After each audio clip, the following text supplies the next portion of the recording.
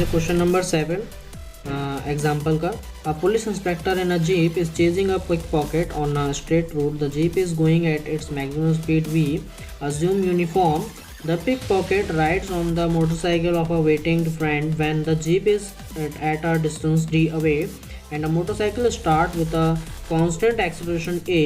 Show that pickpocket will be caught if v is greater than or equal to 280। ठीक है, तो scene ये है कि एक जीप है, ठीक है, एक जीप है, इसमें पुलिस है और यहाँ पर एक बाइक है, यहाँ पर जो चोर हैं वो जा रहे हैं।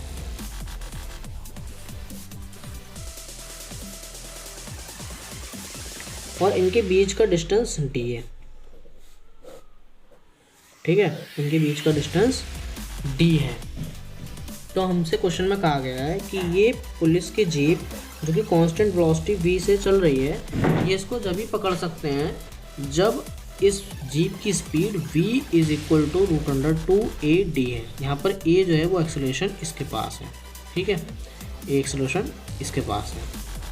तो हमको अब इसको मैं सॉल्व तो करने वाला हूँ, वो रिलेटिव मोशन से कर रहा हूँ, तो देखेंगे।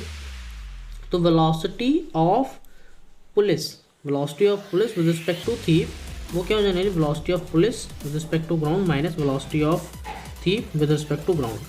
तो वेलोसिटी ऑफ पुलिस कितनी है, v है, इसके पास शुरुआत में कोई वेलोसिटी है नहीं इसलिए 0। तो velocity of police with respect to thief generally v।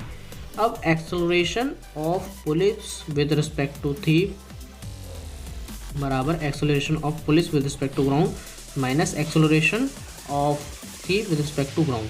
तो देखो यहाँ पर acceleration of police with respect to ground कितना है, 0 है, क्योंकि ये कांस्टेंट वेलोसिटी v है। अब इसके पास कुछ एक्सेलरेशन है तो वो कितना हो जाएगा, -a। तो acceleration of police with respect to thief कितना हो रहा है, -a हो रहा है। तो यानी कि इसको क्या लगेगा थीफ को कि इसकी कांस्टेंट वेलोसिटी v नहीं है, इसको लगेगा कि इसके पास एक v वेलोसिटी है t बराबर 0 समय पर, और इसके ऊपर एक -a रिटार्डेशन लग रहा है, ठीक है, और वो इसकी वेलोसिटी को क्या कर रहा है, कम कर रहा है। तो अगर इसकी वेलोसिटी कम होते होते इतनी कम हो गई कि ये डी डिस्टेंस को कवर अप नहीं कर पाई, तब तो ये चोर भाग जाएंगे। और इसकी वेलोसिटी इतनी हुई कि ये डी डिस्टेंस को कवर अप कर ले, तब इसको पकड़ लेंगे। तो करते हैं फिर इसी तरीके से। तो यानी कि इसको डी डिस्टेंस कवर अप करना है, तो डी मैं ये वाली डायरेक्शन पॉजिटिव मान रहा हूँ और इसके पीछे की डायरेक्शन में यानी कि बैकवर्ड डायरेक्शन में नेगेटिव मान रहा हूँ, इसलिए एक्सेलरेशन किधर की ओर है, नेगेटिव यानी कि पीछे की ओर है। तो डी डायरेक्शन आगे की ओर जाना है यानी कि पॉजिटिव, ठीक है, और यू वेलोसिटी यानी कि v इंटू टी जो कि आगे की ओर है तो पॉजिटिव ही आएगी। एक्सेलरेशन बैकवर्ड है इसलिए माइनस में a इंटू टी स्क्वायर, ठीक, तो half a t² minus v t plus d is equal to 0। तो t² माइनस के 2v by a into t plus 2d by a बराबर 0।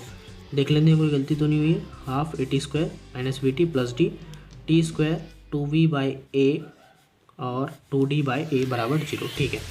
अब हमको इसका टाइम निकालना है। अगर ये टाइम रियल आ जाता है, मतलब टाइम जो आ जाते हैं, इसका जो इक्वेशन जो है अगर रियल है, ये इक्वेशन रियल है तब तो ठीक है। अगर ये इक्वेशन रियल नहीं है यानी कि इसके रूट रियल नहीं आते हैं तब इक्वेशन गलत हो जाएगी। तो इसका मैं b² minus 4ac d is greater than equal to 0 b² minus 4ac निकाल लूँगा।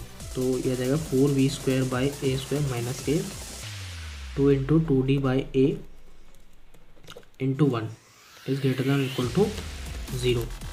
तो हो जाएगा 4v² यानी कि यहाँ से मैं 4 कॉमन ले लूँ और a भी कॉमन ले लूँ, तो हो जाएगा v² by a minus d और d इंटू बस इतना ही आना है d। कोई गलती तो नहीं हुई है, शायद यहाँ पे 4 आएगा, 4 आएगा तो यहाँ पर 2 बच जाएगा और ग्रेटर दैन इक्वल टू 0। तो ये हो जाएगा, ये वाला पार्ट इधर ले जाऊँगा तो 0, तो v square by a minus 2d is equal to 0, यानी greater than equal to 0, v square बराबर 2ad, तो v बराबर हो जाएगा इक्वल या फिर greater root under 2ad। This is the answer of this question. साथ ही साथ इस t, अब आंसर आने के बाद मतलब ये t रियल के साथ साथ एंड पॉजिटिव भी होना बहुत ज़रूरी है। अगर पॉजिटिव नहीं होगा, अगर मान लो टाइम नेगेटिव आने लगा तब तो वो गलत है ना, आंसर वो भी गलत होगा। अगर ये इक्वेशन सिंपल इक्वेशन होती, फैक्टराइज होती, तो इसमें टाइम नेगेटिव आ रहा होता तो भी हम क्या करते उसे नेगलेक्ट कर देते, क्योंकि हम उसे वो आंसर नहीं लेना है, हमको केवल वो आंसर लेना है जो पॉजिटिव है, क्योंकि टाइम कभी भी नेगेटिव नहीं हो सकता। ठीक है, तो रियल एंड पॉजिटिव दोनों। ठीक, थैंक यू।